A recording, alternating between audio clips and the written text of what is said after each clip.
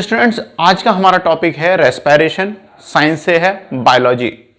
तो स्टूडेंट देखिए, जो रेस्पिरेशन जो होता है, आज तक हमने इससे पहले जो पढ़ा होगा हमारे मतलब छोटी क्लासों में जो हमने पढ़ा था, तो वहां तक हमने क्या पढ़ा था कि रेस्पिरेशन क्या है, एक प्रोसेस है टू ब्रीथिंग का, एक प्रोसेस है जिसमें क्या करते हैं, एयर को अंदर लिया जाता है to breathe in and out, यानी कि वायु को अंदर लिया जाता है, यानी process of gain air is breathing and out का ये जो कॉम्बिनेशन जो है, ये मिला के क्या कहलाता है, आपका रेस्पिरेशन कहलाता है। यानी सांस को अंदर लेना और सांस को बाहर छोड़ना, ये क्या है, आपका रेस्पिरेशन कहा जाता है। तो ये पढ़ाया जाता है छोटी क्लासों में, जहां पर के बच्चे को बस यहीं तक समझा बुझा के खत्म कर दिया जाता है। बट स्टूडेंट देखिए, हकीकत में रेस्पिरेशन क्या है। अब अगर हम अपर क्लास की बात करते हैं तो रेस्पिरेशन में क्या होगा, यहां से थोड़ी सी चीजें और बढ़ जाती हैं और थोड़ा सा डीपली नॉलेज लेने की जरूरत है कि रेस्पिरेशन क्या होता है।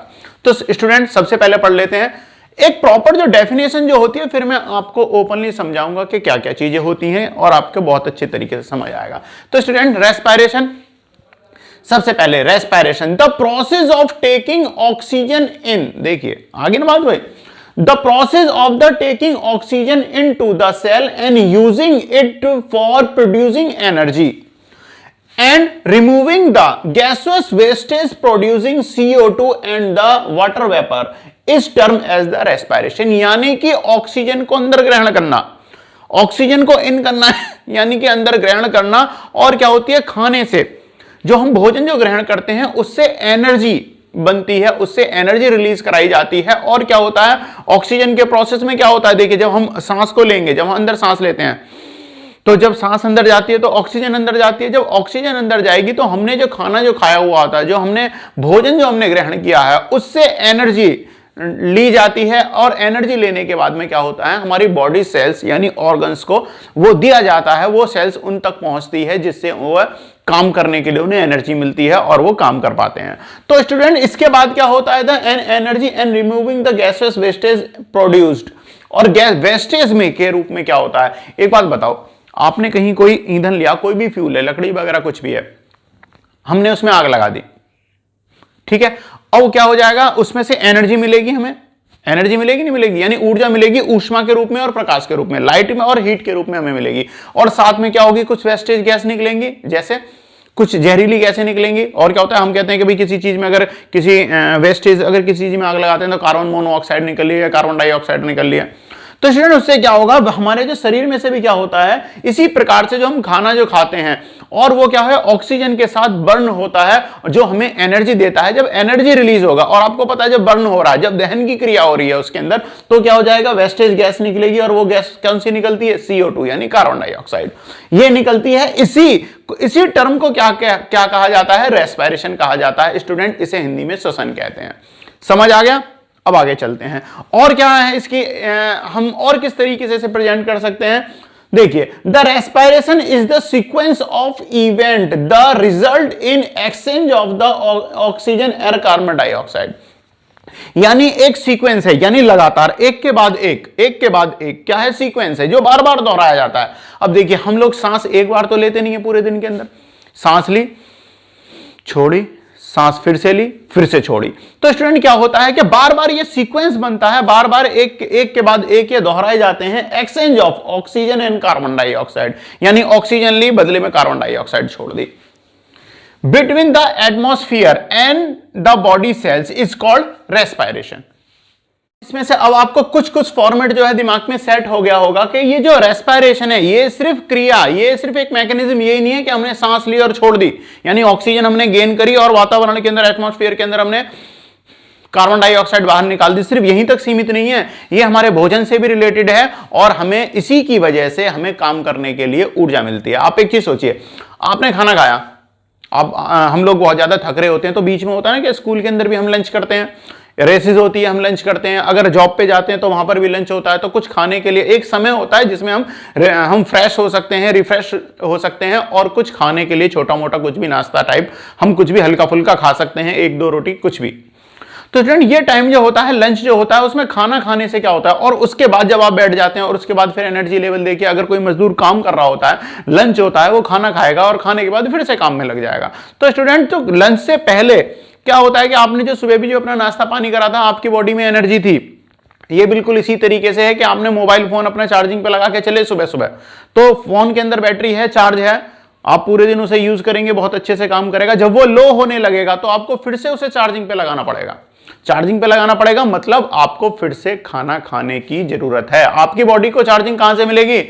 भोजन से, फूड से मिलेगी, खाने से मिलेगी। तो आपको दोबारा से एक ब्रेक लोगे और कुछ खाओगे। अब जब आप कुछ खाओगे फिर से क्या होगा? सांस ली जाएगी और सांस छोड़ी जाएगी, ब्रीथिंग की प्रोसेस होगी। तो उससे क्या हो जाएगा? जब ऑक्सीजन अंदर जाएगी। अब आपको एक बात भी पता है कि अगर किसी ईंधन में आग लगाई जाती है, किसी फ्यूल जब फायर होती है, जब आग लगाई जाती है, तो उसके लिए क्या जरूरत है? उसके लिए जरूरत है ऑक्सीजन की। और ऑक्सीजन की जरूरत होती है, आपको पता है जब आग लगती ही कब है? जब ऑक्सीजन होती है। ऑक्सीजन की एक टेंडेंसी होती है, वो खुद तो आग नहीं पकड़ती, पर आग लगाने के लिए सबसे महत्वपूर्ण है। आपने देखा जो फायर एक्सिस्टेंस जो होते हैं, इक्विपमेंट जो होते हैं, आग बुझाने वाले यंत्र होते हैं, उनमें होता ही क्या है? अगर कहीं पर आग लग जाती है तो वो क्या करते हैं? हम क्या करते हैं? या तो उस पर कार्बन डाइऑक्साइड गैस छोड़ देते हैं। जो वो सिलेंडर से जो होते हैं रेड कलर के, उनके अंदर क्या होता है? या तो गैस वाला होगा तो कार्बन डाइऑक्साइड गैस होगी, वरना क्या होगा? उसके अंदर चूने वगैरह का पाउडर भरा रहता है, जिसे हम उस पर प्रेस करते हैं नोजल से और वो निकलता है, और उससे क्या हो जाता है? चारों तरफ के जो उसके जहां पर भी आग लगी है उसके चारों तरफ क्या हो जाता है? एक लेयर सी बन जाती है, जिसमें से वहां की ऑक्सीजन खत्म हो जाती है। अब जब ऑक्सीजन खत्म हो जाएगी तो आपको पता है आग बुझ जाएगी। तो स्टूडेंट यानी कि क्या है कि जब आप भोजन जो आप कर रहे हैं तो फ्यूल तो आपके अंदर पहुंच गया, अब उसे एनर्जी देने के लिए क्या होगा? उसे आग लगाने की जरूरत है। तो आग के लिए क्या होगी? आपकी बॉडी क्या करेगी? रेस्पिरेशन करेगी। आप ब्रीथ इन करोगे, ऑक्सीजन जाएगी और बॉडी ऑटोमेटिकली क्या होती है? उसके अंदर क्या होता है? कंब्यूशंस की क्रिया होती है, यानी दहन की क्रिया होती है, जिसकी वजह से जो होती है। अब अगर किसी चीज में आग लगेगी तो क्या होगा भाई? हीट निकलेगी। हीट निकलेगी, वो हीट ही क्या है? वो हीट ही उसमें से एनर्जी है जो आपको कार्य करने के लिए ताकत देगी। तो इस प्रोसेस से, फूड से जो एनर्जी मिलती है, उसी के थ्रू बॉडी पूरे दिन काम करती है। और फिर से जब वीक होने लगती है तो शाम को फिर से खाना खा लिया जाता है। यानी ये उसी की तरीके है, बाइक का पेट्रोल खत्म हुआ तो फिर से बाइक में पेट्रोल डालिए और बाइक फिर से काम करने के लिए तैयार हो जाती है, या मोबाइल फिर से काम करने के लिए तैयार हो जाता है। तो स्टूडेंट यहां से अब हम इसके बारे में और थोड़ा सा पढ़ लेते हैं, समझ लेते हैं।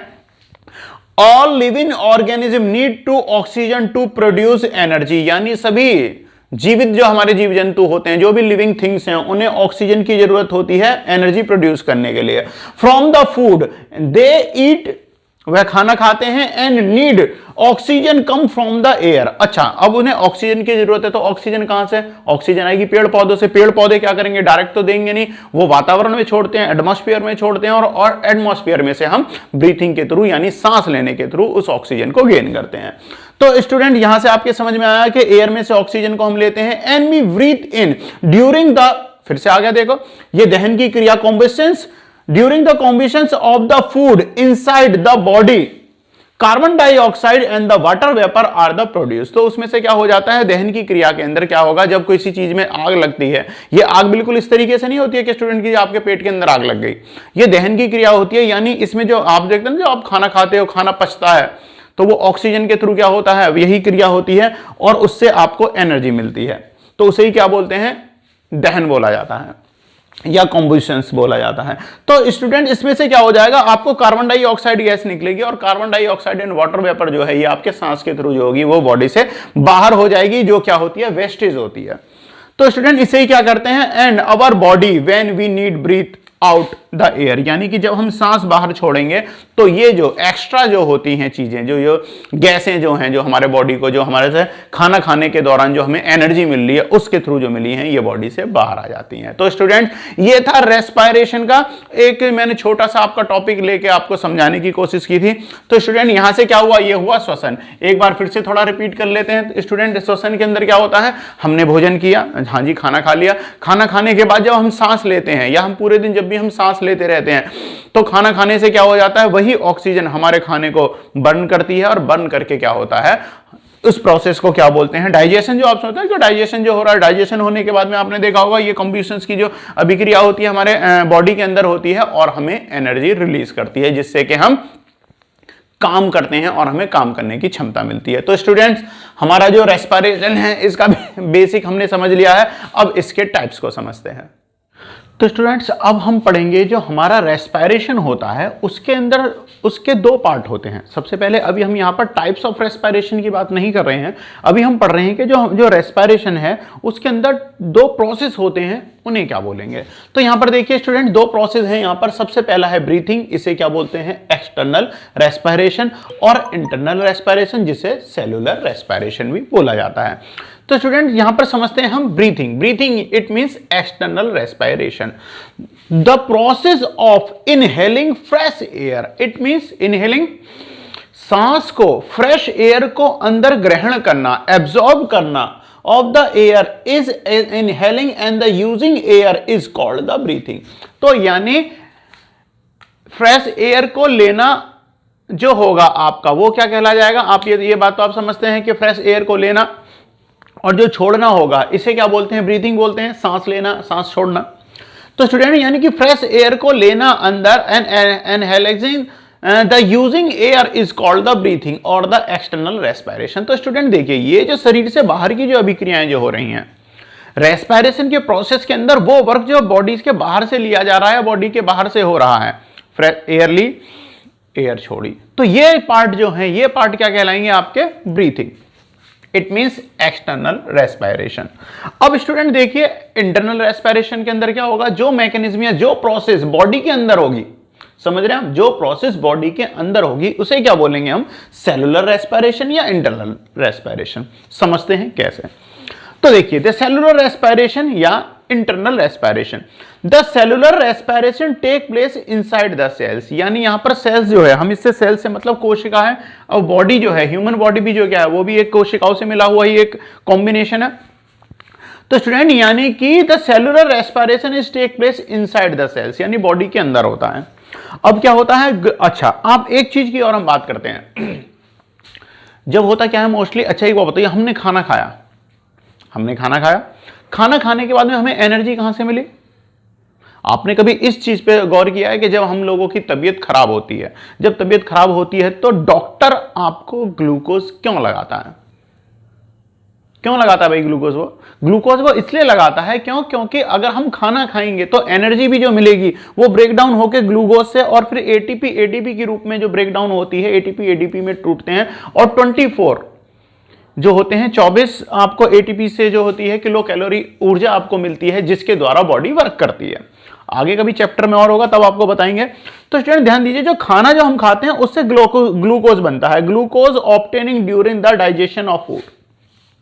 जो खाने के पचने की जो अभिक्रिया होती है, पचाव जो होता है, खाना खाते हैं और वो डाइजेस्ट होता है पाचन तंत्र के अंदर, उससे क्या बनता है ग्लूकोज। उस ग्लूकोज को बॉडी जो होती है वो गेन करती है और उससे एनर्जी लेती है और बॉडी को वर्क करती है। इसीलिए गर्मी में क्या होता है, डॉक्टर बोलते हैं अगर आप कहीं बाहर से आ रहे हो, धूप में से आ रहे हो, अगर इनहाइड्रेट हो रहे हो तो क्या होगा, पानी के साथ में 2 चम्मच क्या करते हैं ग्लूकोज घोलते हैं और हम लोग पी लेते हैं। या डॉक्टर भी क्या करता है, डॉक्टर भी जब आपको गर्मियों में या वैसे भी अगर परेशानी होती है तो क्या करता है, सबसे पहले बॉडी को रेस्ट देने के लिए इसीलिए एक बोतल में टांग के आपको ग्लूकोज लगा देता है। क्यों, क्योंकि बॉडी को एनर्जी मिले। मोस्टली क्या होता है कि अगर मैं आपको बता देता हूं, डॉक्टर, कई सारे डॉक्टर वैसे ही छाप देते हैं, छापने के लिए, बिल बनाने के लिए भी ग्लूकोज लगा देते हैं। स्टूडेंट ध्यान रखिए, अगर कोई भी बॉडी यानी कोई भी सेल यानी कोई भी ह्यूमन अगर एक्सटर्नल फूड ले रहा है, खाना खा रहा है, तो ध्यान दीजिए डॉक्टर को भी उसे जो है ग्लूकोज देने की बिल्कुल भी आवश्यकता नहीं होती, क्योंकि उसकी बॉडी ग्लूकोज खुद फूड से ग्लूकोज ले लेती है और उससे एनर्जी गेन करती है। तो समझ रहे हैं ना आप, ग्लूकोज कब लेना पड़ता है बाहर से, जब बॉडी एक होता है, जब आप लोग खाना खा रहे हो तो खाने से ग्लूकोज अपने आप बन जाएगा, ग्लूकोज को वो बॉडी अपने आप ले लेगी, आपको बाहर से लेने की जरूरत नहीं होती। ये किस केस में होता है, जब आप लोग खाना नहीं खा रहे होते, पेशेंट खाना नहीं खा रहा होता, तब को लेने की जरूरत होती है। और नेक्स्ट क्या होता है, अगर इनहाइड्रेट बॉडी हो रही है तो स्टूडेंट्स इंस्टेंट एनर्जी लेने के लिए भी ग्लूकोज ले लिया जाता है। इंस्टेंट एनर्जी लेने के लिए ग्लूकोज लोगे, ग्लूकोज क्या होगा, आपको एनर्जी देगा। मैंने भी आपको बताया था एटीपी में ब्रेक होंगे तो उससे क्या होता है 24 किलो कैलोरी ऊर्जा मिलती है, एनर्जी मिलती है, जिससे बॉडी वर्क करती है। कभी आगे कभी टॉपिक में डिस्कस करेंगे।